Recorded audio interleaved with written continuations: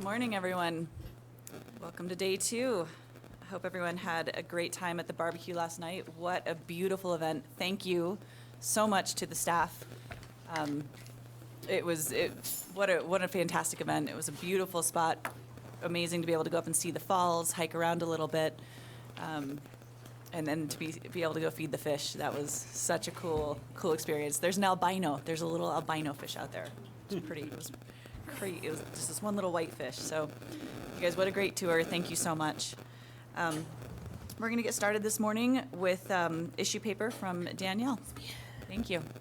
Great. Good morning, Madam Chair, Commissioners, Director, Danielle Eisenhart, again for the record. Before I dive into the issue paper agenda items, I wanted to kind of address a question that came up during our field trip yesterday about the camping. So if you do go in and try to reserve a campsite that's unavailable, the system will tell you what other similar campsites are available for that same day. So you can also search by if there's a particular day that you're looking to camp. It'll tell you all the available sites. If you want like a cabin or a specific type of site, it will also allow you to search that way. And then another kind of cool thing is we have camping this weekend as a tab. If you go to the buy and apply tab, that will be one of the options. So if you're ever interested in just wanting to see what's available to go camping that weekend, just wanted to bring those options up to the commission so that you know that they're out there. With that, I'll get back to the regulatory agenda item, the first one being item 21, turkey issue papers for Chapter W3, small game and migratory birds. Again, this is just an informational item today, and these issue papers are gray in color. The first of those on page 1 is proposing extending the closing date for the spring turkey season to May 31st annually. Currently, our statewide general spring turkey season begins on the second Saturday of April and closes 44 days later. So the dates for 2018 were April 13th through May 26th. Limited turkey units follow similar guidelines in their opening and closing dates, but several will have 2 seasons lying within this range of dates. In order to allow our spring turkey hunters to hunt over Memorial Day and provide a few more additional hunting days and more of a consistent closing date from year to year, this issue paper is proposing that the new annual closing date be May 31st. This would simplify our annual regulation setting and review process, and again, provide a few additional days for our growing number of turkey hunters. Some potential ramifications from this proposal are that there could be some additional conflict with other recreationalists and some limited increased disturbance on nesting hens later in May. However, with only extending the season a few days, these impacts should be minimal. The next turkey issue paper on page 3 is proposing changing limited spring turkey licenses in GMU 30 to be unlimited. The wild turkey population in GMU 30 has expanded its range from the Colorado River riparian zone and into adjacent habitats. And while the turkey population has not proliferated wildly, they do exist in huntable numbers in many parts of the GMU and have even started causing some agricultural damage on some properties. Under our current draw system, there's no guarantee that hunters drawing these tags will have access to this private property. Changing the licensing in this unit from limited to unlimited for the spring male-only season will enable private landowners to more effectively utilize hunting to increase harvest and reduce this crop damage. Another secondary alternative is to create an additional PLO, or private land-only, spring turkey hunt code for GMU 30. And then the last turkey issue paper on page 4 is proposing creating a new limited private land-only spring turkey hunt code for GMU 23. Currently, turkey hunting in Unit 23 is limited to only 15 spring bearded turkey licenses valid for both public and private lands. These spring licenses are heavily sought after, requiring multiple preference points to buy. When this turkey population was first introduced, it was very small, and so the agency was extremely conservative in issuing its annual spring licenses to ensure that the population was not over-harvested. However, CPW had tremendous support from the private landowners in the area, which provided cooperative artificial feeding operations during the winter months to help this wild turkey population grow significantly in Unit 23 and the surrounding GMUs over the past 15 years. The vast majority of these turkeys, however, are found on private land along the White River corridor, particularly during these spring months. And therefore, this issue paper is proposing a new limited spring PLO hunt code for this unit, instead of just increasing the spring turkey hunting licenses available for hunters on the existing public land hunt code. Increasing public land licenses would most likely result in lots of complaints about a lack of turkeys and some overcrowding on these limited public lands. However, the newly proposed PLO spring turkey season would need to start a minimum of 2 days after the start of the regular spring limited turkey season in order to avoid any potential conflicts with CPW's annual spring youth turkey outreach hunt, which has always been scheduled for the opening weekend of the spring turkey season in Unit 23. The proposed PLO season would therefore start the third Monday in April instead of the second Saturday. A secondary alternative would be just to increase the annual quota for the existing public land hunt code. But again, there's concerns that this would cause overcrowding and concern of a lack of turkeys. Those are all the annual turkey issue papers, Madam Chair. And the Commission will see these changes again in November for your final consideration. Thank you, Danielle. Questions or comments?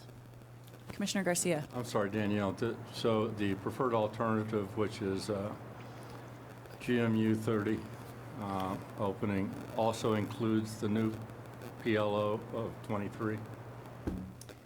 The preferred for GMU 30 is just to create, to make the license unlimited instead of having it be a limited hunt code. The secondary alternative was just to create a new PLO hunt code. So there's two options for Right. But what about 23? I thought that's somewhere, I thought I read that. So for 23, we want to create a new PLO hunt code. Right, and so that was my question. Are those combined into a recommendation? Those are two separate units, two separate recommendations. They're not next to each other? No. They're not- Okay.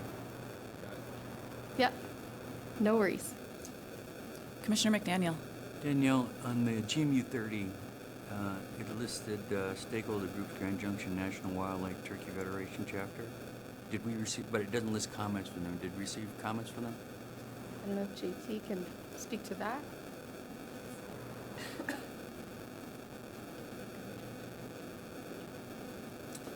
Thanks, Commissioner. Commissioners, Director JT Romansky, Northwest Regional Manager, appreciate the question. So it was not a formal outreach asking for written comments. We had meetings, at their banquet, all the different hunters and some of the landowners that we've been working with. It's just been, talking to them, saying, hey, what do you think about this? And we've had a lot of support from our local chapter, so it's not a formal, hey, provide us comments kind of thing. Does that help? Yeah. Okay. Thank you. Yeah. Thank you. Additional questions, comments?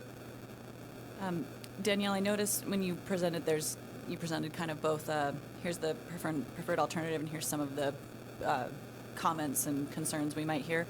Are those still being vetted out that we'll hear more about in November, or is that just kind of the consequence of that preferred alternative? So yeah, we just lay out different alternatives for the commission, and unless we hear otherwise, we assume you guys support the staff's preferred alternative, and that's what we'll bring forward in November unless we hear otherwise from the commissioners. Great. Okay, thank you. Great. So next up is agenda item 22, which is our annual fishing issue papers for Chapter W1. So again, this is just an information item, and these issue papers are blue in color. So the first issue paper on page 1 is proposing extending the spawning closures in the northwest part of the state along the Middle Colorado River and Lower Roaring Fork. The Middle Colorado River and Lower Roaring Fork are both renowned trout fisheries, and this is thanks in part to the many connecting tributaries in these watersheds that provide high-quality spawning habitat, as well as refuge for eggs and young fish to grow and develop. Currently in regulations, certain tributaries have spawning closures in place from March 15th through May 15th for a half-mile stretch upstream from their confluence with either the Colorado River or the Roaring Fork.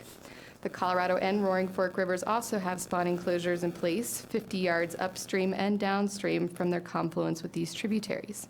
These spawning closures were put in place to protect the highly susceptible spawning fish from angling pressure and the eggs and redds from physical disturbance. So these specific tributaries include Canyon Creek, Grizzly Creek, and No Name Creek of the Colorado River, and 4 Mile Creek and 3 Mile Creek of the Roaring Fork. However, over the last 8 years, local staff have been observing green or right females still in these tributaries after May 15th during our sampling and survey efforts. The timing of the annual spawn can vary slightly from year to year and is influenced by things like springtime temperatures, snowmelt volume, and runoff timing. In order to ensure greater protection for these spawning trout, this issue paper is proposing as the preferred alternative, extending these spawning closures to the end of May instead. This will protect not only these small streams, but the overall fisheries as well. This alternative will decrease angling opportunity by 16 days annually in these stretches. A secondary alternative is to change the spawning closure dates entirely to April 1st through May 31st. This alternative would result in less spawning closure days than the preferred alternative and should cover the majority of the peak spawning times. However, early spawners may not be protected under this alternative. The second request that's being made in this issue paper is to add a spring and a fall spawning closure to Elk Creek, which is a tributary of the Colorado River west of Newcastle. The proposed closure would run from March 15th through May 31st and from October 1st through November 30th. This tributary currently has no spawning closures in place. However, the construction of a new fish bypass structure by CPW and TU near the Ware and Hines Ditch diversion structure now allows brown trout, rainbow trout, and mountain whitefish to be spawning in this tributary. Putting in a fall and spring spawning closure will help protect all 3 fish species in this improved waterway.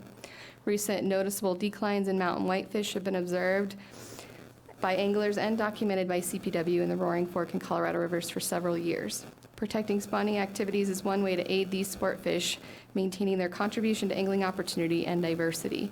Seasonal spawning closures will also support ongoing efforts to reestablish wild rainbow trout by introducing whirling disease-resistant strains. These proposed changes have the support of local anglers, commercial outfitters, as well as fishing clubs and nonprofits in the area. The next issue paper on page 6 proposes implementing catch and release flies and lures only regulations on a stretch of the Uncompahgre River through Montrose. Currently, 4 miles of the Uncompahgre River that runs through the city of Montrose is open to public fishing and has statewide fishing regulations in place. However, natural recruitment of this fishery has been restricted in the past by the high flow regimes from April through October, limiting habitat for recently hatched fry and holding water for adult trout. However, recently the city of Montrose has acquired public access to an additional 1.5 miles of this river in town that was donated by Mayfly Outdoors to be developed into a quality riparian habitat for premier fishing opportunities. The city has been raising funds for this project and hopes to start habitat improvement work this winter. So far, they've secured a $400,000 grant from the Colorado Water Conservancy Board and allocated an additional $1.1 million in funding from the city's budget for the project. Once complete, the hope is that this section of the river could support a quality trout fishery. In order to help recruit quality trout, this issue paper is requesting as the preferred alternative, special catch and release flies and lures only regulation for the stretch of river from the Highway 90 bridge downstream to the LaSalle Road Bridge. This would result in 2.1 miles of special regulation waters on the Uncompahgre, including adjacent to the Tavawatch ponds. So this would be the red plus the yellow section of the map on page 8. The other 3.4 miles of the river would remain with statewide regulations. So those are the other yellow sections on the map on page 9. A secondary alternative would have just the special regulations on the stretch from the Highway 90 bridge to the city of Montrose boundary, which would be 1.5 miles. However, there is concern that that boundary would be more difficult for anglers to identify, which could cause law enforcement concerns and confusion. The Uncompahgre River Restoration Advisory Committee, which was formed as a part of this effort to involve stakeholders and experts in the overall river restoration, also recommend and strongly support implementation of these special regulations for this river section. The last issue paper for fishing on page 10 is proposing special regulations for Valco ponds numbers 4 through 7. The Valco ponds are a series of gravel pit ponds now owned by CPW and managed by Lake Pueblo State Park. Currently, ponds 5 through 7 are not open to the public for fishing, and pond number 4 is only partially open. CPW has gained full public access to ponds 4 and 5, with plans to open them by January of next year. And ponds 6 and 7 still require some real estate transactions to gain full public access, but we hope to have them open soon. All the ponds have been stocked with bluegill, bass, channel catfish, sockeye, and black crappie to produce great warm water fisheries for the public to enjoy. In 2018, the Parks and Wildlife Commission approved a catch and release regulation on pond number 7 for all bass and channel catfish.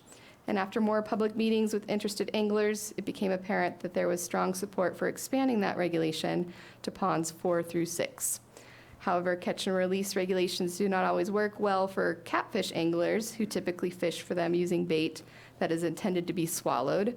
So as such, the proposed regulation in this issue paper would allow for the harvest of 1 channel catfish on all 4 ponds. Ponds 4 through 7, which have a good population of trophy-sized bass, would be protected from bass harvest with catch and release regulations. Statewide bag and possession limits would remain on ponds 1 through 3 to provide a place for anglers to continue harvesting fish. Local staff would like to open these ponds to the public as soon as possible, and as such, they're requesting that these regulations, if approved, become effective January 1, 2020. Typically, we make our fishing regulations effective April 1 to coincide with our new license year, but staff is requesting an exemption this year because of Valco ponds. And those are all the annual Chapter W1 fishing regulations, Madam Chair. Thank you, Danielle. Questions from commissioners? Not a question, but on issue Commissioner Garcia. number 2, which is the Uncompahgre near Montrose, the chairman of Mayfly Outdoors attended our dinner in Telluride, and wonderful person and loves what we're doing. And I might suggest that we invite him to our meeting in November if we're going to be voting on this. It'd be appropriate to have him there and look. Sounds like we can do that. Good suggestion. Any other questions or comments on the Chapter W1 fishing issue papers? Okay. Oh. Danielle, you're still up. All right. That brings me to my last regulatory item for you, Agenda Item 23, which is Chapter W0 General Provision Issue Papers. Again, just informational today, and these issue papers are green in color. The first of those is on page 1, addressing our dual license year problem for our annual licenses. So currently, all of our annual licenses, which include fishing, senior fishing, extra rod stamp, small game hunting, fur bears and combination, small game fishing, and even our wildlife habitat stamp, are all valid and in effect from April 1 to March 31st of the following year. And depending on the license, they go on sale between March 1st and April 1st annually. So that means from March 1st through March 31st, both the previous year and the current year's licenses are available for purchase. And we call this the dual license year problem. And it causes multiple issues for our customers, staff, and our system, as routinely customers are purchasing the previous year's license, even when they intend to purchase the current year's product. Even after multiple notifications, wording changes in the system, the incorrect licenses are still being purchased. And this can be an increased workload for our staff who are fielding these refund requests and complaints, since technically once these annual licenses are sold and printed, they're technically non-refundable via regulation.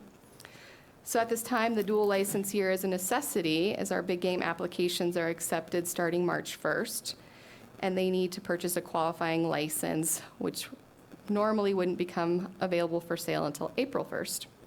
So this issue paper proposes a solution to the dual license year problem by making our annual licenses, except for the habitat stamp, valid for 13 months instead of 12. So from March 1st through March 31st of the subsequent year.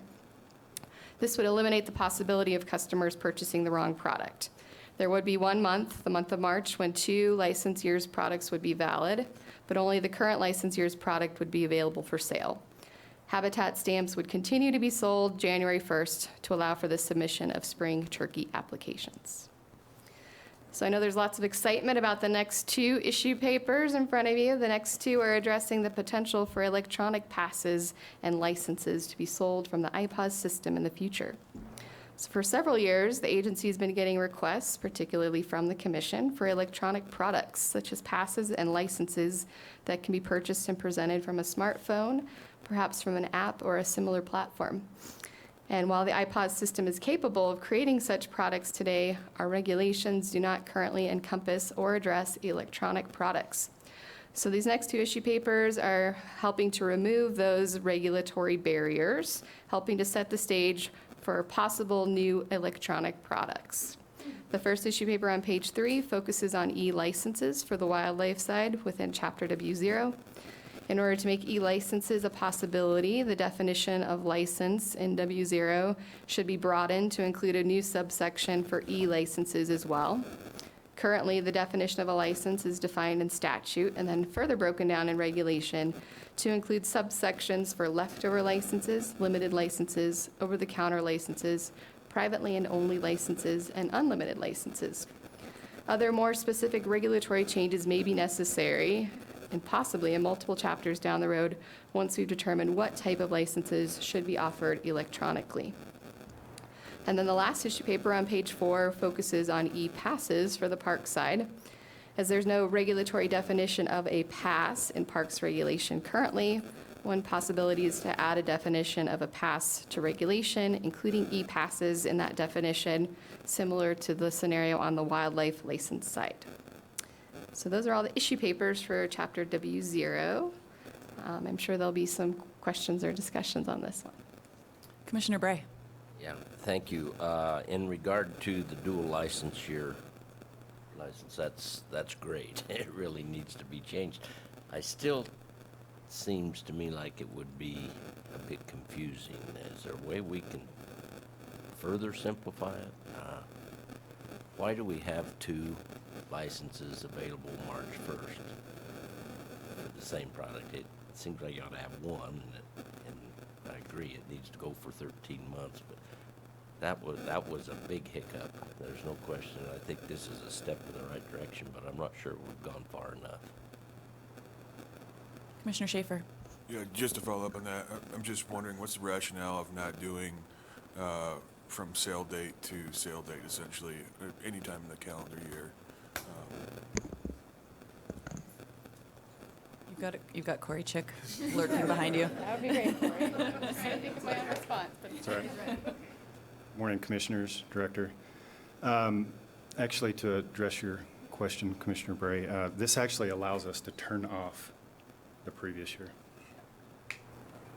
And I'm sorry, your question again, Commissioner Schaefer? Yeah, I see in other states there'll be essentially 365-day license from date of sale to expiring the day previous to next year. Is there a particular reason why we don't do that? I don't have that answer right now. I can dig into it, find out.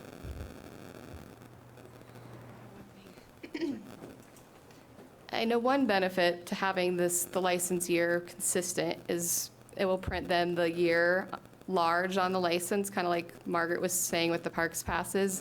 And that can help our field officers with their binoculars, like when they're checking fishing licenses on the river, if they see the correct year, they know it's valid. Whereas if we sold it at different times, you'd have to actually see the dates printed on the license, which are pretty much a lot smaller than just a license year. Not that that says we couldn't consider that change for the future, but that's one benefit. Yeah, I'll just mention, you know, in my experience in other states, that having that license will sometimes allow folks, it becomes creates both complications and benefits in regards to qualifying licenses. And so it does add some complexity to it. But I was just wondering if there was like a underlying rationale of why we've been doing it the way that we have been. I can take that topic up to our next internal staff reg review discussion, and we can talk about pros and cons and think about it further for November. Commissioner Garcia. Just to clarify, you don't have to wait till the 13th month. I can still buy it in advance like I used to. Okay, got it. He's shaking his head back.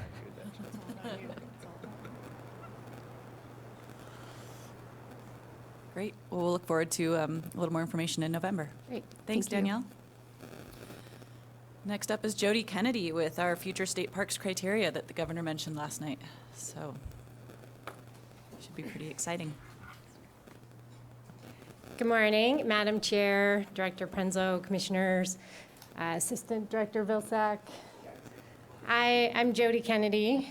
I'm our Public Involvement and Planning Specialist with Colorado Parks and Wildlife. So this morning I'm going to talk about future state parks criteria, which is essentially kind of high-level qualities and characteristics that CPW and that we are all looking for in future state parks. So I'm going to talk a little bit about our criteria, and I'm also going to talk about the process that we use to develop the criteria.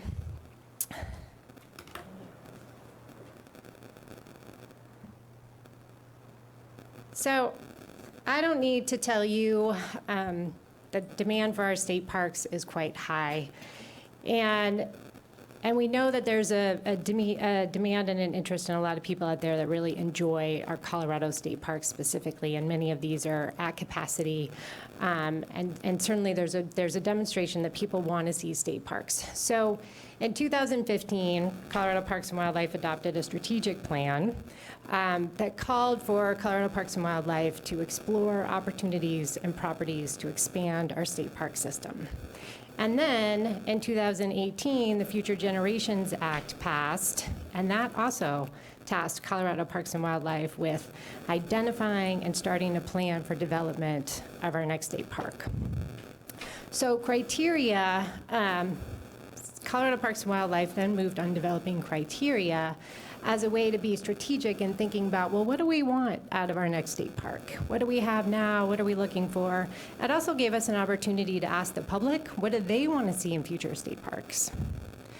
Criteria are a benchmark in our strategic plan, and they are also outlined in our 2018 fiscal year 2018 to fiscal year 2020 operational plan. Also calls for us to develop criteria for which to evaluate potential new park properties.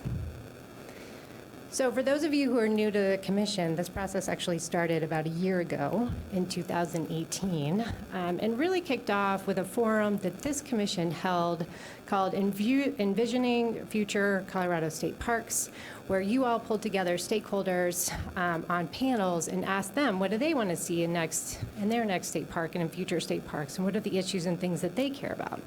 So in building on that, CPW convened an internal working group, and I want to highlight that this was definitely a team effort with a lot of staff, and our Assistant Director, Margaret Taylor, has been really involved since the beginning. Convened an internal team to look at development criteria. And one of the first things this team did was identify 2 high-level priorities for this process. And one of those was to build on previous efforts. There's been a lot of work, a lot of strategic plans. We just released our outdoor recreation plan. We developed criteria in 1999, and then we evaluated our state park system again in 2010. So we really wanted to build on these previous efforts, build on the forum that you all held in September of 2018.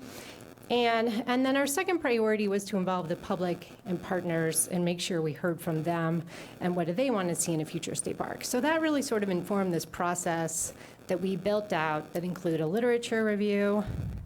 And here's a list of some of the things that we looked at. And in addition to a lot of Colorado documents, we also looked to other states to see what they were doing, what other state park agencies have criteria, and what do those look like, and how are they developed. And so we pulled all this information together, looked at it really carefully, and then the internal team went back and did sort of a visioning and brainstorming session, thinking about a vision process, thinking about state parks as a system, as a statewide whole. And from there, we then developed a draft set of criteria that we presented at the Parks, the Partners and the Outdoors Conference in May of 19. So there were 3 questions that we asked ourselves, the internal team, as we sort of set forth to develop draft criteria. And those were, 1, what makes Colorado state parks unique and special and different? What sets us apart from our city parks, from our open space, from our other public lands? Our second question was, what's going to inspire future generations to continue coming to Colorado state parks? What's going to inspire them to love the outdoors and develop a life sort of love and habit of utilizing the outdoors? And then the third thing that we asked ourselves is, what will meet Colorado's needs? Colorado is growing, we're changing, demand for state parks is changing and growing. So what are we looking for that's going to help us meet our needs for the future? So in thinking about those, the internal team developed 7 kind of high-level buckets or general categories that we thought could inform criteria. And we developed these in preparation for the Partners in Outdoors Conference, where we could present them to our partners. So these were financial sustainability, recognizing we are an enterprise agency, and while we are really fortunate to have GoCo and Lottery help pay for parks, we also rely on the fees and the revenues that those parks bring in. Outstanding nature-based recreation. You all were at Rifle Gap. You know that our parks have these outstanding features and opportunities to connect people to the outdoors. Natural resource value is getting at sort of conservation, opportunity to conserve these resources that we care about. Community support was really looking at the neighborhood communities and making sure, we're not pushing a park on a neighborhood or a community that doesn't want it. We want to see that our stakeholders, that our local elected officials, that people that live in that community really embrace the idea of a park and want it. Next, fills a geographic gap or social need. So this was sort of looking at the state geographically as a whole. Where do we not have a park where there's demand for one? Where do we have so much demand that our parks are overflowing and we could use another one? Where do we maybe have a lake park and could use a mountain park? Where in the state are there, we also sort of looked at, movement of people and traffic and thinking about how can people access these parks. So location, filling our social and geographic needs, was identified as a criteria. Cultural relevance was the 6th one, and this was getting at, we want our parks to appeal to all people, all Coloradans, recognizing that this is a very diverse state. So how do we make sure that our parks really appeal to everybody in the state, including our underserved communities or underrepresented communities? How do we tell the story of place and share Colorado's unique history? And then finally, future-focused was recognizing that the landscape is always changing, technology is changing, growth patterns are changing, so really just sort of recognizing that let's keep an eye on the future as we think about our park system and where it's going. So at the Partners in the Outdoors Conference, we had 44 participants. It was kind of a mix of staff, outdoor recreation organizations and conservation organizations. Commissioner Hauser helped lead that along with Assistant Director Margaret Taylor. And we asked participants 3 questions. We asked them, what do you think about these criteria? Are these on the right track? We asked them what's missing. Is there something that's not captured here that should be? And then we asked them what their top priorities were. So first off, when we asked them what they thought, generally we heard positive feedback. These are on the right track. We like these. You don't need to change these or take these away. Generally speaking, these are on the right track. When we asked them what was missing, we heard three qualities that folks in the room felt like were not captured in our list. Number one was landscape and connectivity. So this is thinking kind of outside the boundaries of the park itself. Is the park connected to other undeveloped lands, either private or public? Are there opportunities to work with those landowners and think about conservation and recreation in a bigger picture, in a bigger landscape than just within the boundaries of the park? Next, we heard inclusivity and accessibility. So we had thought about, how do we reach underrepresented communities, but folks in the partners workshop really felt like we hadn't gone far enough and we needed more language to sort of specifically call out, like, what are we doing to be inclusive? What are we doing to make sure everyone in Colorado has an opportunity to enjoy our state parks? And that they're accessible to everyone, regardless of physical abilities, regardless of where people are from. And then finally, climate resilience was identified. And that was really looking at, well, what is the property's resilience to climate change? What does it look like in the future as this state adapts and evolves under different climate scenarios? So those were the things that were added. And then we sort of had this long list, and we asked folks in the room, well, tell us what your top priorities are. And we heard that the top priorities were financial sustainability and landscape connectivity. And those really rose to the top as being the high-level priorities for folks in that room. And then behind those, we got outstanding nature-based recreation, natural resource value, and then fills a geographic gap or social need. So our internal team took this information back, worked with this, to then sort of refine and hone in and develop sort of a finer, more developed set of criteria that we then knew we wanted to present to the public for comment. We presented to the LT and worked with them, and we worked internally. And what we did is we came up with a final set of 5 criteria, which are very similar to the criteria which you see today, which are not that different than the ones that we presented at the workshop. There were a few key differences. One was we took natural resource value and we combined that with landscape connectivity. So we sort of highlighted the need to protect large natural areas and to think about how those areas connect to other undeveloped lands within the landscape. Another change we did was for community support, we sort of expanded that and lumped that to include this idea of cultural relevance. So we're looking at communities and cultural relevance. How are we supporting a community economically? How are we helping them grow? How are we connecting underrepresented populations? And I would say a note about sort of inclusivity and diversity. With that particular issue, we really looked at how do we thread that throughout the criteria. So there's not one criteria that calls out, like, we need to be inclusive, but how do we be inclusive throughout our criteria? So if you look at the criteria, you'll see that outstanding nature-based recreation really highlights we need to be able to make our parks accessible to everyone, regardless of their physical abilities, regardless of where they're from, provides community value, kind of highlights the need to think about the history of the place and how to appeal to diverse populations. And same with meets Colorado's needs. We sort of identify that access to parks is important, thinking about transportation, thinking about where it's located and how people get there, all people. So let's see, I think those were the key changes that we made. And then we took these 5 final criteria and we presented them to the public. So there was a 3-week public comment period, which we learned was posted on the governor's webpage, which is fabulous. We put out press releases in English and Spanish. We had a website with English and Spanish. We had a public comment forum that was open for 3 weeks, and we were covered pretty well in the press, from Fort Morgan to Durango. We had news stories. We were on Fox. We were on 9 News. And this map here on the PowerPoint shows the geographic locations of where we received comments. So you'll see that most of our comments came from population centers, not surprisingly, but we also heard from folks in the Northeast and from the Western Slope and the South. So we received 1,000 public comments during this 3-week period, which we were really pleased about. We felt like that was pretty good. So another note about our outreach, we did do a lot of social media outreach, and we did a lot of engagement of our partners.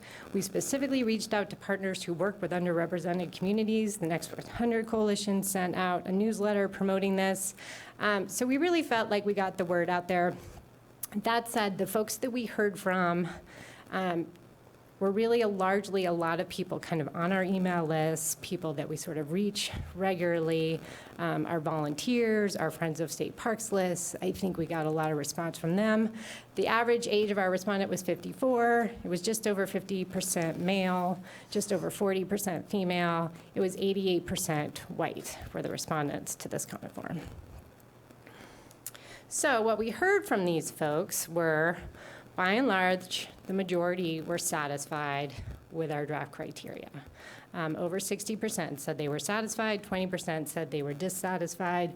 90% of the comments were positive. So folks had an opportunity to kind of write in their remarks. 90% of those remarks were positive. For each criteria, we asked folks what they thought, and by and large, the majority of the comments said yes, or we agree, or this is good. When we kind of dug into folks who said they were dissatisfied, what we saw were a lot of comments about kind of specific parks or specific activities. Camping was a popular one. People feel like we need to have more opportunities for camping. Or it was about a specific park where they wanted to see more amenities. We didn't really get a lot of feedback about the criteria themselves and how they could be improved, except for one exception, which was that we got a lot of comments that folks felt like our criteria weren't clear. They were confusing, they were long and wordy, and so those were comments we really sort of took seriously. We asked folks on the comment form, sort of again, what their top priorities were, and we heard natural resource conservation and outstanding nature-based recreation, which was a theme throughout the comments that we read. Over 30% of the open-ended comments were about some type of conservation and protect our natural resources. We heard a lot about concerns about population growth and impacts of growing recreation and development on wildlife. So conservation was a really consistent theme.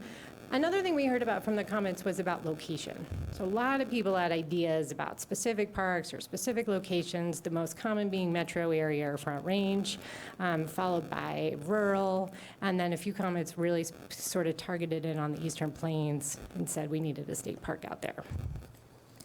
So in terms of other things that we heard about the people, or heard from our comments, we heard a lot about specific activities. So again, camping was the most common. Folks would really like to see more opportunity for camping. Water-based activities was popular, and then trails, and specifically mountain biking and hiking, camping and backpacking trails. And then we also had a number of folks who said they'd like to see more hunting opportunity on our state parks. We heard about education and history of place as being important to folks. And then finally, I want to highlight that we did hear a lot of comments about accessibility and making our parks accessible, regardless of people's physical abilities, regardless of where they're from or where they live. People want to have opportunity and access to our state parks. So, I'm almost done. So the internal team looked at this comments, reviewed it, considered it, thought about it, and then went back and revised our criteria yet again. And there are a couple things that we thought about. One was this feedback that our criteria were too wordy and confusing and didn't make sense to everybody. And so when you look at the final criteria, you'll see the biggest difference is really that they're simplified. The 5 categories are the same, but the wording has been cleaned up a bit, and hopefully they're easier to read. I also really want to highlight, so this slide talks about a statewide vision. I really want to highlight that the internal team felt like it was important to look at our state park system as a whole, recognizing that one park doesn't have to meet all the criteria, but instead we want to look across the entire system and make sure that the system is meeting these criteria and that the system is offering these kind of characteristics and qualities that people want to see in our state parks. So final slide runs through the final criteria that CPW is now looking forward to, well, how do we incorporate these criteria moving forward? And so we're looking at doing a kind of an analysis of our existing state parks to see where are we excelling in our criteria, where could we do better, and then we're also looking at kind of processes for how we would field test these on the ground. How would we go walk on a site and kind of pick these apart? As you'll see, these are pretty high level, pretty general, and there's a lot of detail in there that's not captured in the words with these 5 criteria. So we will be ground truthing these and sort of adding in that next layer of detail. And I also just want to add that, this has been a good opportunity for us to think about how we can be strategic in thinking about future state parks and where we're going. But it certainly hasn't slowed us down in looking at opportunities to expand our state park system. So we are excited to incorporate this and use this hopefully in the future. And with that, that's all I have. And it's been a great project to work on. I really appreciated it. And let me know if you have questions. Jody, thank you, and thank you to your team. This is a big lift, a lot of work, so we really appreciate it. A question, Commissioner Behill. I guess the obvious question is, was this used for the naming of Fisher's Peak as a state park? Because I mean, a lot of these really fit into that to that landscape, except financially sustainable. Two-thirds of our parks don't have positive cash flow, and that's a worry. So it's pretty difficult to make a state park that actually has positive cash flow. We only have 2 or 3 of them that do that, and I understand that there are some that will never have positive cash flow. So I look in the future and say, how are we going to have a new state park that actually cash flows?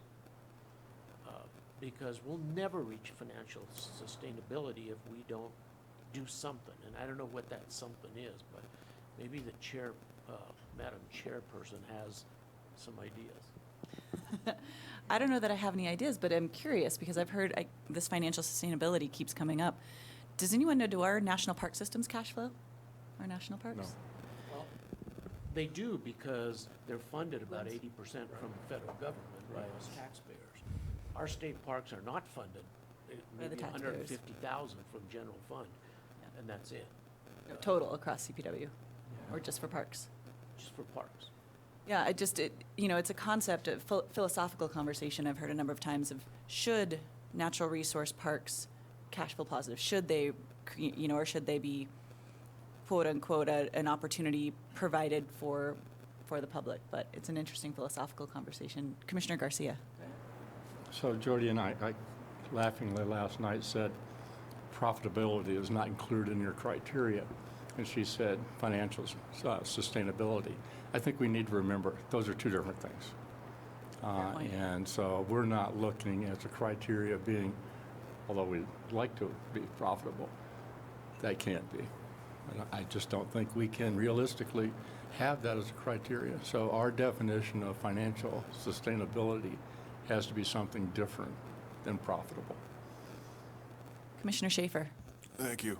One thing I'll just point out is that there is a lot of fishing and hunting that happens at parks, and that is part of the overall financial sustainability picture. I wanted to go back. You did mention, I think, a little bit about looking at our existing state parks. I'm wondering how sort of a evaluation of if there's also opportunities of not just new state parks, but enhancements either in terms of acreage or amenities within our existing state park system. That is there a companion sort of process to this? Thank you. Margaret Taylor. Margaret Taylor, Assistant Director for Capital Parks and Trails. I just wanted to first address the financially sustainable criteria. So just keep in mind that can mean a lot of things. That means that we're staffing at a proper level. That means that we're designing parks to, not overbuilding so that we have to maintain something that is cost prohibitive. That means finding partners. For example, Crazy French, where we brought in many, many partners to fund property So all of those things really dive into financial sustainability. Do you want me to answer the second question? Okay, so, and then just to answer Commissioner Schaefer's question, we really did think about this for existing parks as well. This is something that could, when we develop, this on-the-ground kind of matrix thing, it will help. It's all the same. And I think that this will help us figure out, anecdotally, a lot of times we think, oh, well, we could build a campground here and we would make more money, or it would be a nice amenity for the public. But I think this criteria really helps us process that better. Commissioner McDaniel. I think the comment about financial sustainability and so forth, profitability, is one that we need to wrestle with longer. Outside of this, the one thing I got out of this, particularly Jody, which was fit. We look at it as I'm looking at it as a portfolio of parks, and financial sustainability in that portfolio, not by park, which I think is something that we don't do very often. You know, some parks can carry other parks, but it doesn't mean those other smaller parks or more harder inaccessible parks aren't just as important in the overall natural resource value and conservation. And I think that fit also connects very well to your landscape question and meeting Colorado's needs. So thinking about, a metro-based park, a water-based park, parks more in the southern region, which we have fewer of, like, I always want to call it Crazy French rather than Fisher's Peak. That kind of park and where it fits inside of the state.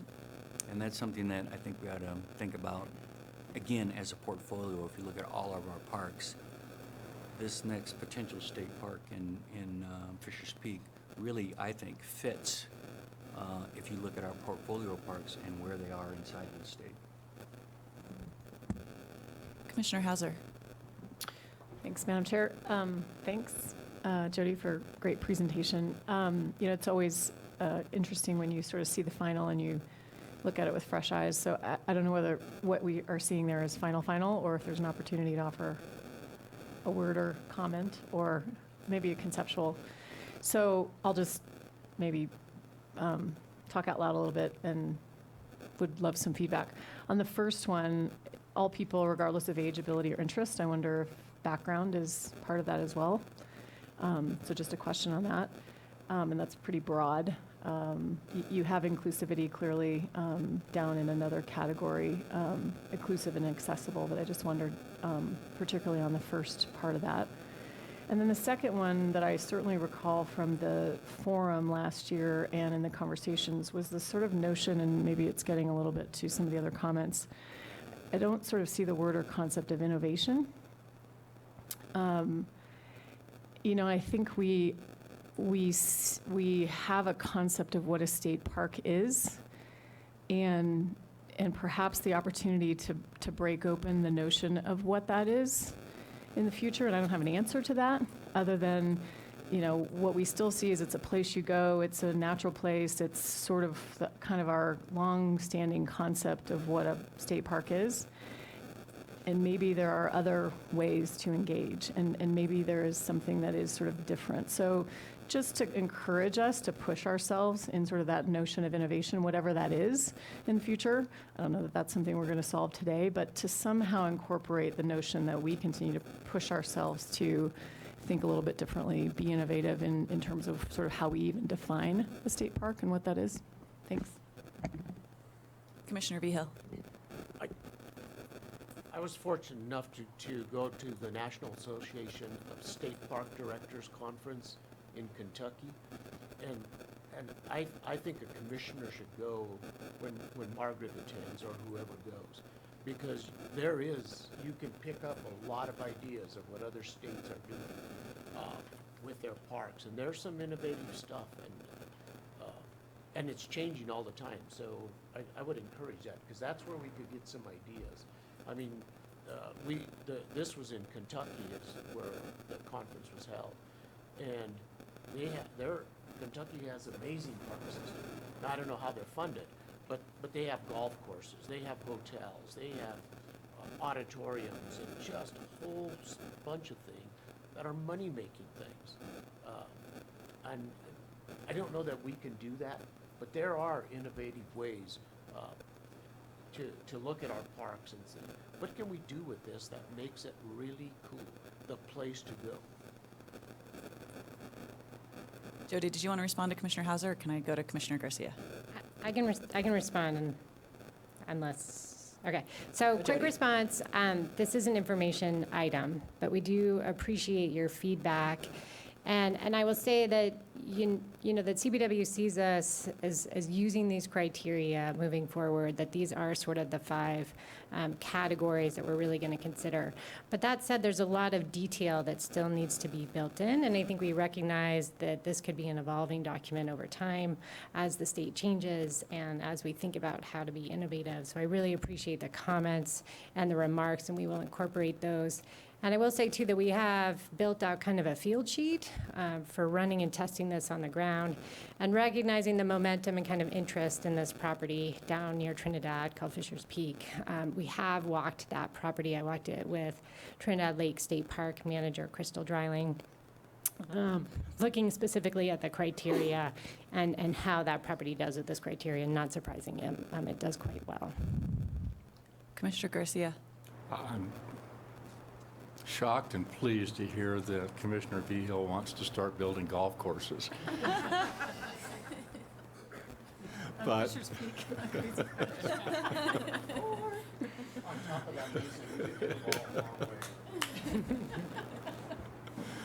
on a more serious note, on the financial sustainability, go back just too quickly, and when we do look at that issue, and Commissioner Schaefer brought up fishing.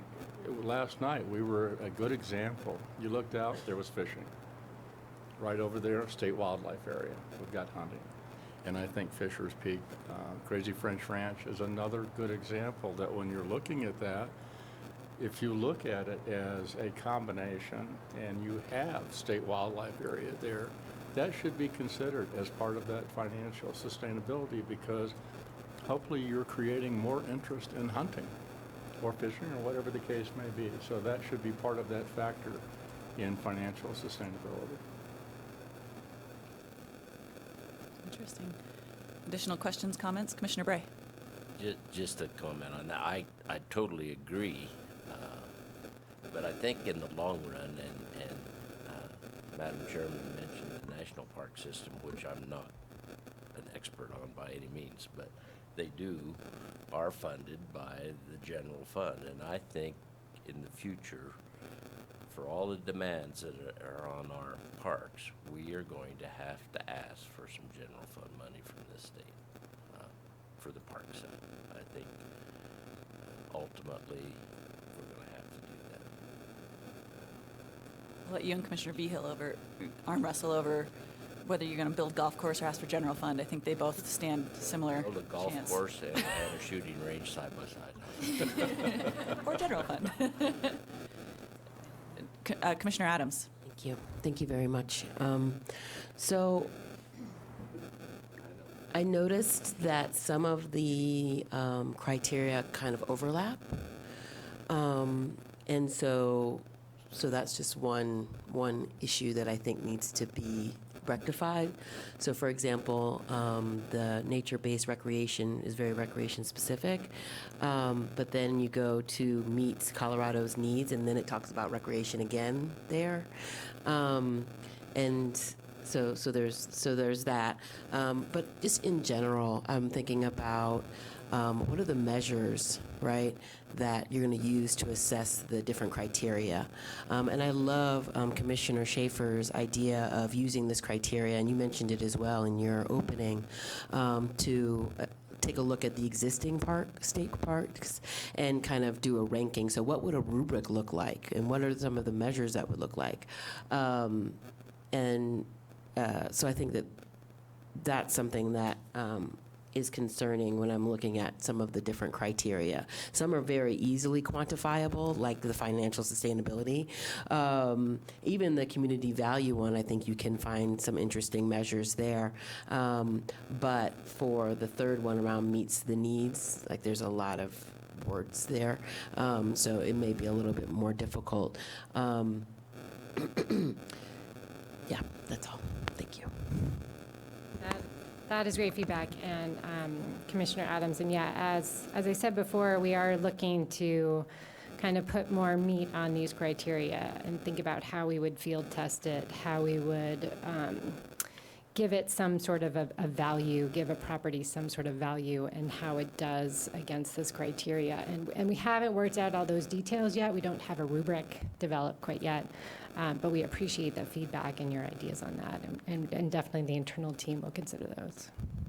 I would also echo Commissioner Hauser's comments just around creating a criteria around innovation and really pushing us to be,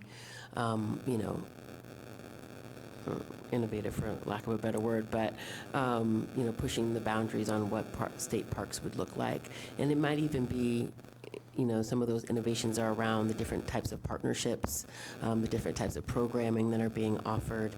And then lastly, I just in general have concerns when I see anything that says all people, because inevitably people get lost when words like all people are used. So being specific around, and this is going back to Commissioner Schaefer's piece of what's happening in our existing parks, and what is the alignment to this document and the management plans.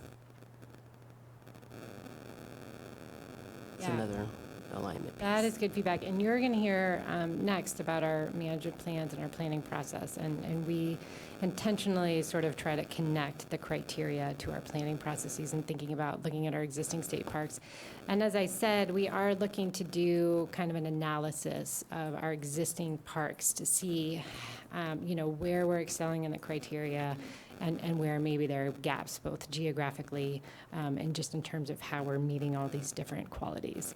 And so I think that that's really good feedback, and we appreciate those ideas. And innovation is an interesting concept. We'll definitely work with the team to think about how we incorporate that one and factor it in. Thanks, Jody. I think, the innovation one is interesting. I know a few years ago, we've talked about sponsorships, corporate sponsorships in state parks, and that was a really tough one. We had a really hard time grappling with how that might work. So innovation is a big ranging, a word that can encompass a lot of things, but I feel like your team understands a little bit of the sideboards on that or the direction there. So I think that's great. I had one additional question. I've had quite a few emails, phone calls on, hey, we've got a piece of property south of the park or north of the park. How do we add it to an existing park? And or, hey, I have this property I think should be Colorado's next state park. How do we do it? And with the Colorado Wildlife Habitat Program, with the Habitat Stamp Program, we do have a route for folks who have land and feel that land should be incorporated into wildlife management, resource management. Are we also thinking about a route for folks who have land that see that going into a state park system? We are in the process. We are developing a process that could take recommendations on potential new properties and thinking about how we would then filter those recommendations through our agency and make sure they get review and make sure that the criteria are considered in that process. I'm not sure if Margaret Will there be a has- funding, obviously with Habitat Stamp, we have the Habitat Stamp, which funds the grant program. Are you guys talking about some kind of a funding that would, whether it's investing in new amenities and O&M of existing parks or creating new parks? Yeah, well, I think that's a really good question. Assistant Director Taylor. So a couple things. We've heard from the governor that he is very excited to announce the next state park, but he's very, very excited to announce parks plural.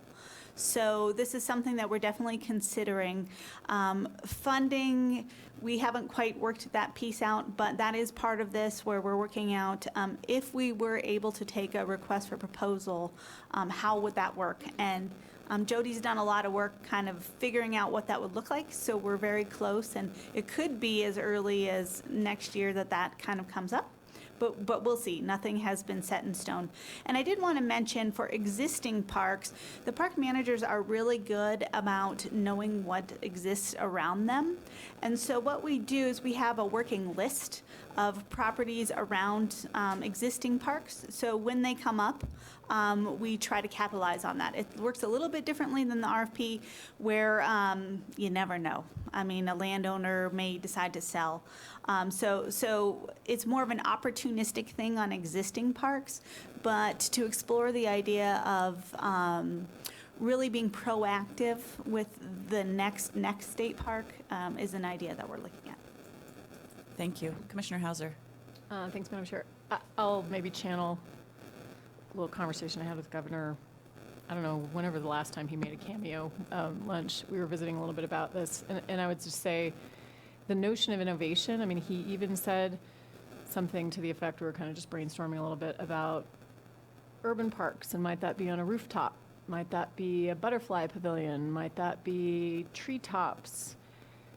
Again, super, I mean, it's out of the box. I mean, you know, you have to just sort of erase the box because we're so connected to the box of what a park is. And I suspect he'd be really supportive of the notion, again, with what does that look like? You know, I don't know that we would have thought, you know, 10 years ago that we would have been such a social media environment, and to try to project the things that we don't even know and to just push ourselves. I think the notion is let's push ourselves to think a little differently and to explore what could be. And it's great. Fisher's Peak is awesome. I mean, and that sort of, I think, fits sort of our notion of what a really grand state park is. And there could be small pocket parks, and there could be ways of thinking about parks a little bit differently. So that's maybe by way of a little bit of context, and particularly given that we have a governor that's engaged in this and interested in this, there may be some quick wins in ways to think about smaller parks, access, language, you know, ways to be inclusive that are just not what we see today or what we observe today as a state park. Thank you. All right. Oh, one more. Commissioner Schaefer. And then I was just wondering, what's the process going forward? You'll come back to us in November, correct? Our process is, this is just an information item that we're presenting, and from now on, we will be working to incorporate this, into a process that could be used to evaluate potential properties moving forward, either for the expansion of a state park or developing a new state park. And at this point, we don't have anything scheduled to come back to you and present. However, if there's something you're interested in, some follow-up that you're interested in hearing, definitely let us know, and we can make that happen. Okay. Thank you. Casey Miller, Park Management Plan Overview.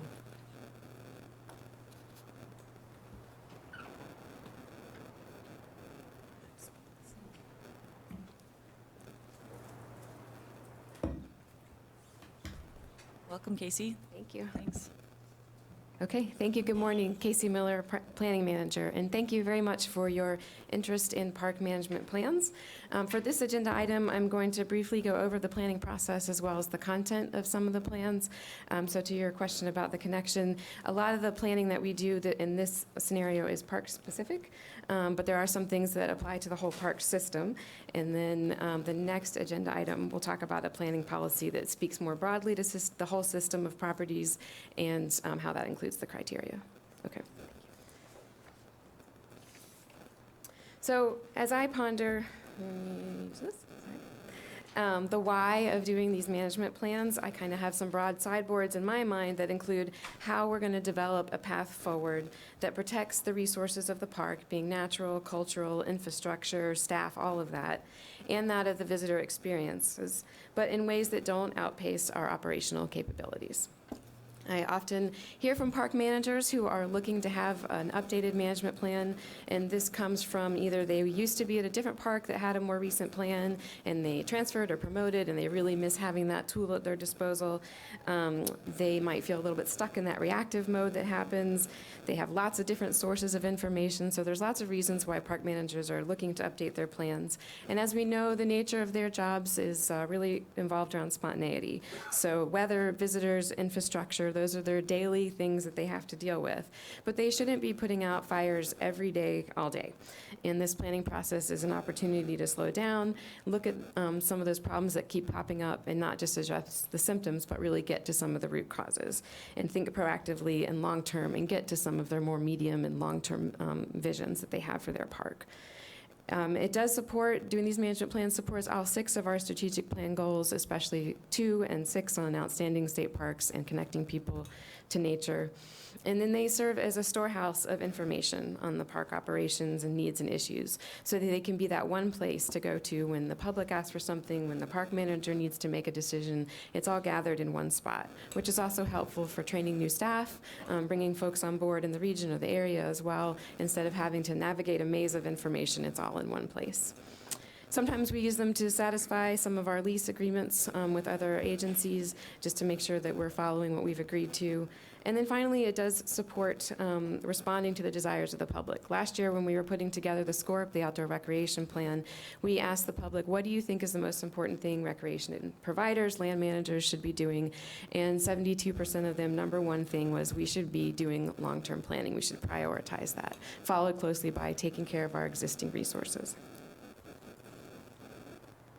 In terms of the process, it actually starts a few years ahead with a stewardship plan.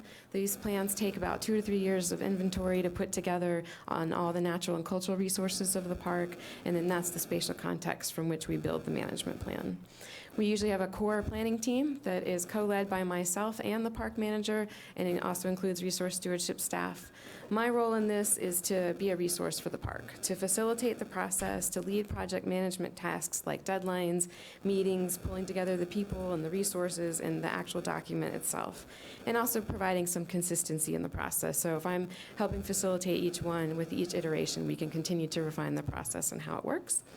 And then the park manager comes as the subject matter expert. You know, it's their park. They know best about park operations, visitors, amenities, all of those things.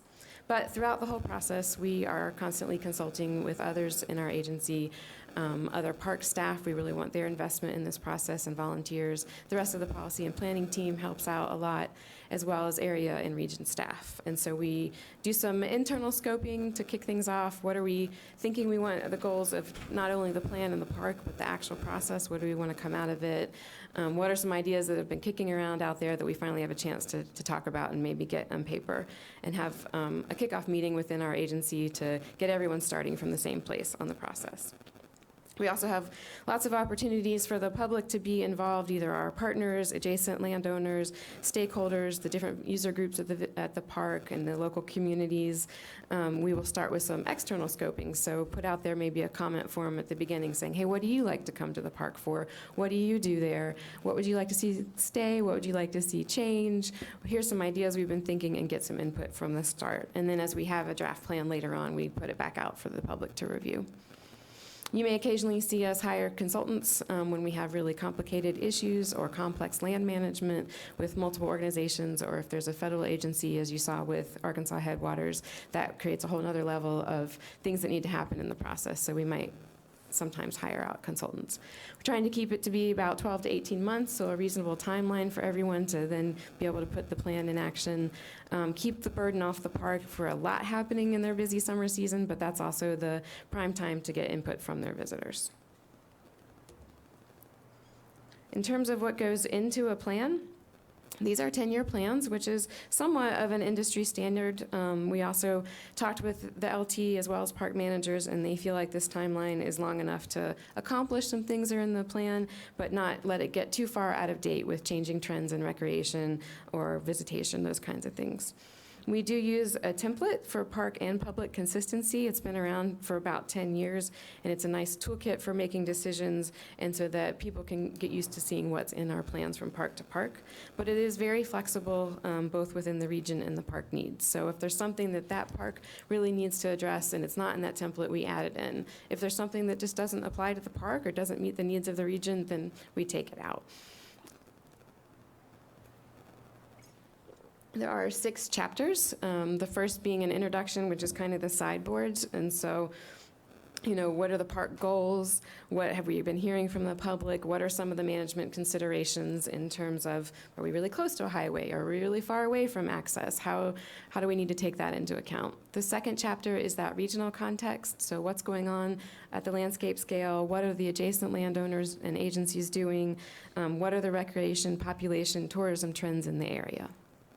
That third chapter is our biggest, beefiest, longest one.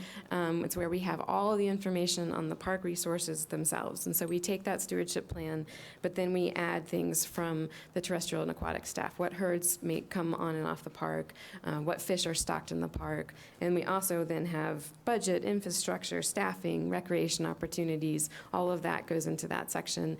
And also our interpretive themes and messages. So what is it that we want our visitors to know, believe, or do as a result of visiting our parks or engaging with our agency?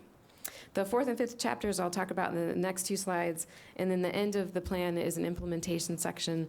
Our resources are often fluid, as you know, and so we make that very general, low, medium, high priorities for the coming years, no set timelines or list of promises. Casey, are you okay if we stop you for questions, or would you prefer to? Absolutely. Great, thank you. Commissioner Adams. Awesome, thank you. Yeah. This is very helpful. Just point of clarification, how are we defining culture? Cultural. So the cultural resources that are in the stewardship plan are abroad, the history of the area from as far back as we can go, to what actual might be still existing on the site, any historic cabins or anything, any archaeological or paleontological resources. So Okay, excellent. And this is something I've just noticed in a couple of the parks that I've had the opportunity to visit, all beautiful and well managed. But there is a real opportunity here around amplifying the indigenous history of all of the state parks. And I feel like that should be mandatory on every state park that we have. And I'm just noticing a lot of the state park history tends to start with settlers or homesteaders or colonizers or however you want to define them. And so I'm finding that a bit troubling. So to see that there's a cultural component in the management plan, but then not to see that reflected in the visitor centers, in how we're introducing our state parks to different visitors, is a bit suspicious. So anywho, I'm very excited that component is in there. I'm trying to download it, but I'm having some problems downloading the actual Sloan State Park Management Plan, but I have looked at a few of them before. And I don't want to take up too much more time, but I am interested in hearing how I know that there's a lot of effort in it came up. It's 112 pages, this document, right? So, I think when we think about accessibility, I think another thing we need to think about is what are the different grain sizes of information that are we creating so that we're, can kind of meet people where they are, right? So giving somebody a 112-page document, it can be a bit overwhelming, if I'm just public or living in the neighborhood or want to go to a park. So just curious to hear either now or later, just how the information contained in this plan is communicated over the 10-year period. yes, and thank you for mentioning that. You'll see in the Sylvan Lake Plan and as well as the State Forest Plan, the newer plans, there are history sections where we've contracted out folks to do that research and include the Native history and I worked with History Colorado to come up with some language to use in the Sylvan Lake Plan as well. But our resource stewardship program lead that effort, and they've done a lot of work to develop relationships with the state archaeologists, History Colorado, SHPO, and really bring that forward and start talking about it more in our interpretive messages. The length of the document, I know it's long. It is put out by chapters, and that third chapter does get really long, but I've had a lot of conversations with park managers who, they can fill. When I first showed up at State Forest, for example, Joe Brand took out all of this stuff and he put it all out on tables and he was like, I have to look at all of this to make a decision, and it's too much. And so the request really was, can we please get it all in one spot, make that the storehouse? And so it is designed more to function as a tool for the park, and then be used to create things for interpretive signage in the park and things that are more publicly digestible. But we definitely want to be transparent, have it out there on the website, let people look at it that want to. But I know 100 pages, and the appendices are even more. But thank you. Yeah. Thank you. Okay. Do you want to, Commissioner Garcia? When I look at the policy statements, there's mention of staff, but it's not, maybe that's a different silo. But I would think that part of your management planning would be largely looking at staff. Is that fair? Somewhat, we definitely try and keep that operational capability in mind. You know, what can we do into the future in this park, knowing how much staff we have and what we can actually do. Because as I look around, you know, I go up to State Forest State Park, and it's the largest state park we have, and I think it's run by Joe and two of his buddies. I mean, it's a lot of volunteer work. And I was shocked yesterday at the hatchery that they actually get volunteers to come up and take care of the property at the hatchery. That's amazing. And so I would just hope that in this, the volunteer piece is a large part of this planning process. Is it? And how does that work? It depends on the park. You know, State Forest is fairly remote, so having a really engaged community is more of a challenge. But some of the parks, one of the things they want to get out of their planning process is, should we be creating a friends group or having more volunteer opportunities? And then at some of the parks where we have more active volunteers, they are being part of the process. They're coming to some of the meetings and giving input because they have a lot of experience on the park itself. Thank you. Go Sure. ahead. Yeah. Super fast.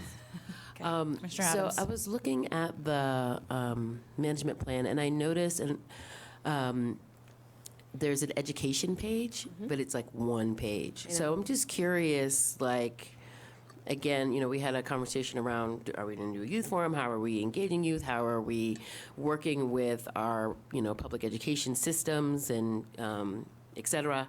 And so just curious, again, if we can think about ways that we can expand, like what are the districts that are served in that community? Who are the, you know, and Yeah. what are the relationships? Sure. So it feels like that. And I have a history as a park naturalist and interpreter, so it's a passion of mine to really look at what do we want people to know, believe, and do as a result of their visit.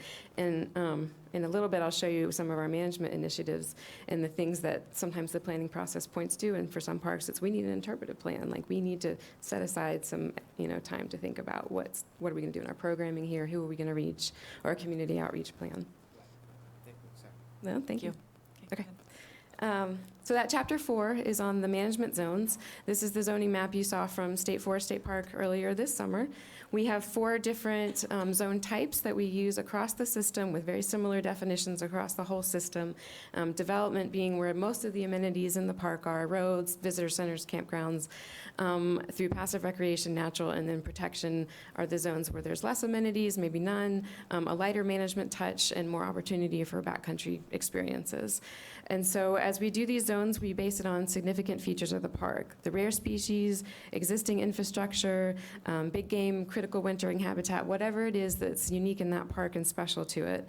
But we're doing that looking at what's there now, but thinking about our desired future conditions. So it's very forward-looking, past that 10-year horizon, out 20, 30, 50 years. What do we want the conditions in the park to be in terms of the resources and the visitor experiences, as well as those operations and staffing needs?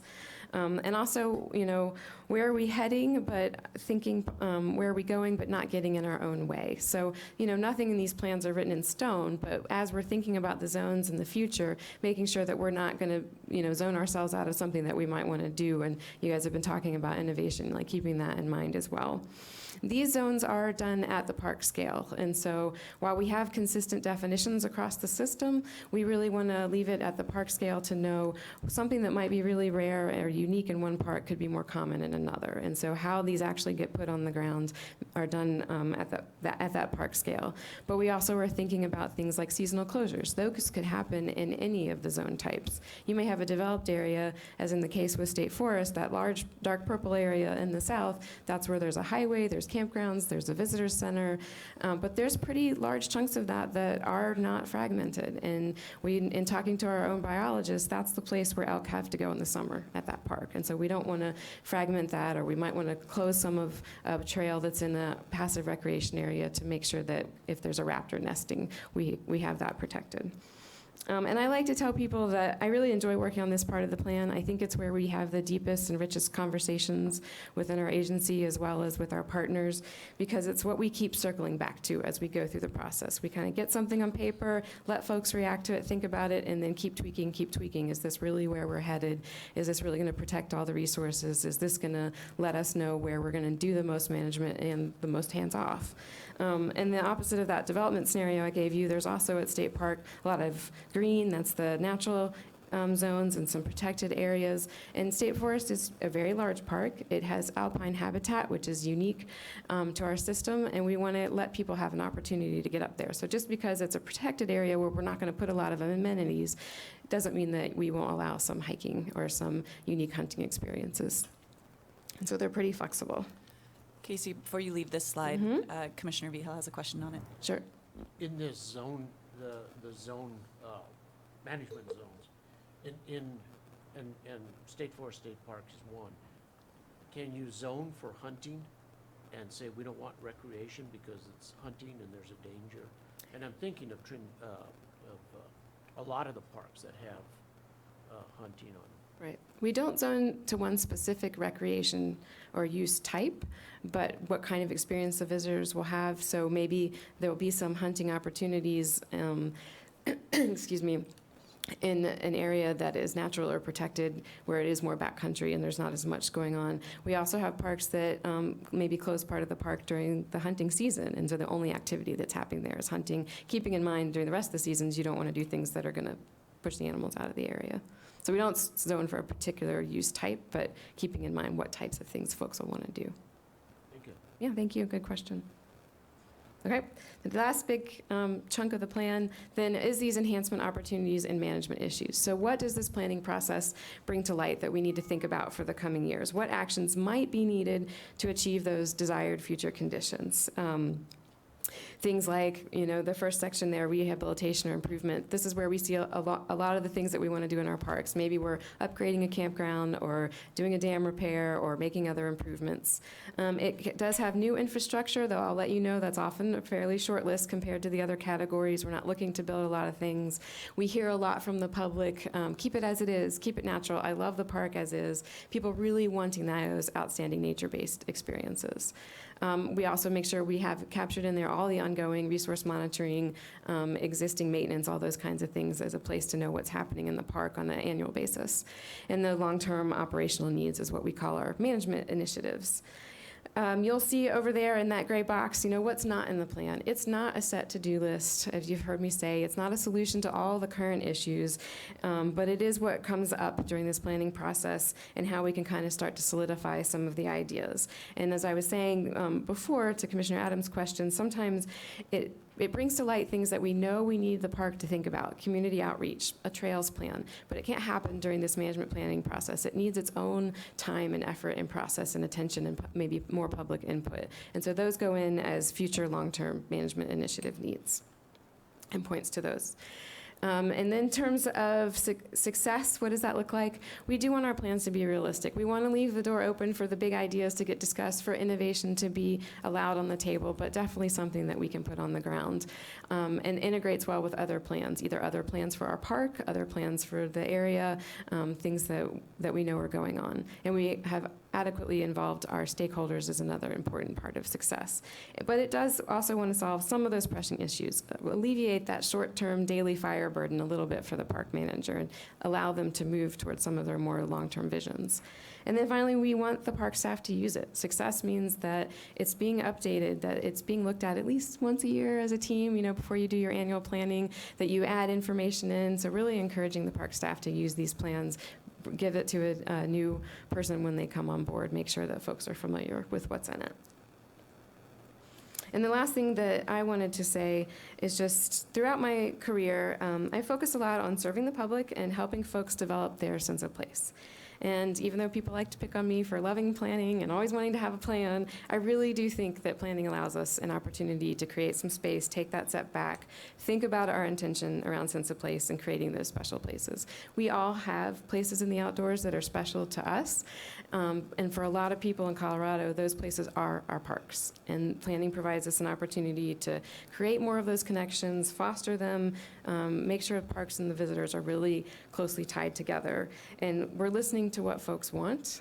Change is hard. So if you've come to this park with your parents, with your grandparents, or you're now taking your kids or grandkids, seeing new user types, seeing the habitat look different than it did when you came as a kid to fish, those are hard changes sometimes. So how do we bring people along with us while also making sure that we're bringing new folks to the park that have never come and engaging the community in that way? And so I just really like the opportunity to work with the park on taking that time and space to think about that stuff through the planning process. That's all I had on this Thank you, agenda item. Casey. and Sure. Thank you for your passion for this. This is it's very important, very inspiring. So Thank you. Thank you. Any questions before we jump to your next item, which is the policy on planning, which has to make you very happy. Very happy. Commissioner Adams. So I noticed that the plans have the implementation priorities, but I didn't notice any timelines. So for a 10-year plan, I'm just like, what are the milestones? What are the, as far as the monitoring over the 10-year? Yeah. And one thing I didn't say is that we don't see this as a to-do list of everything in the plan's going to happen. As we put stuff on the ground, things are going to shift, resources, interest from the public, those kinds of things.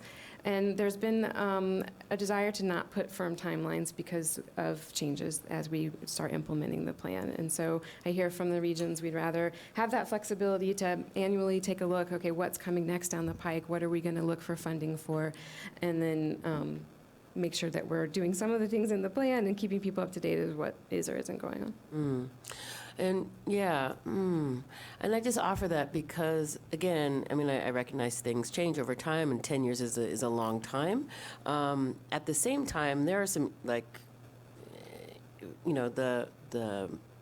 financial projections is going to be more challenging if we're not actually using this as for longer term projections, if it's just an annual.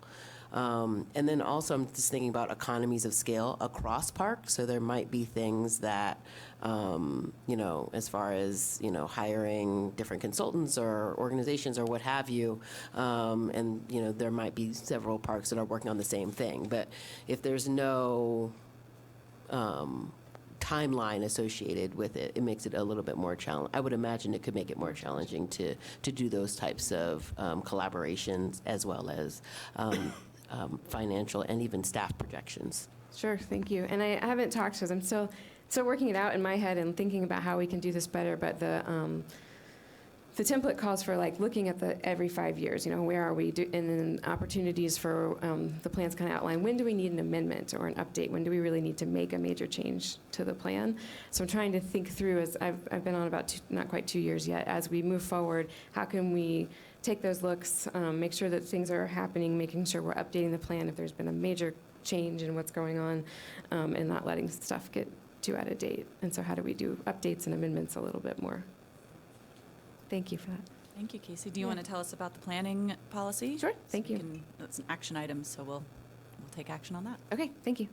So the next agenda item is about a policy regarding planning on all CPW properties, the state parks and recreation areas, as well as state wildlife areas.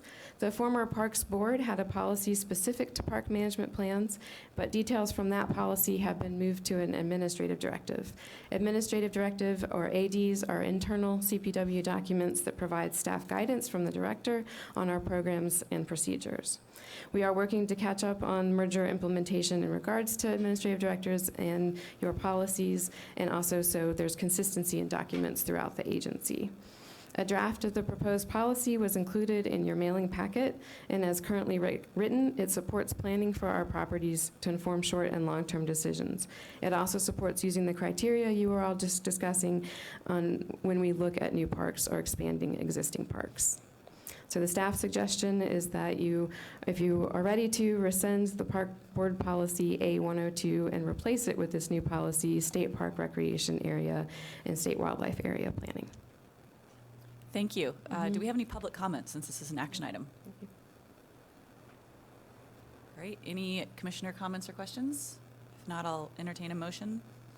This is agenda item 25.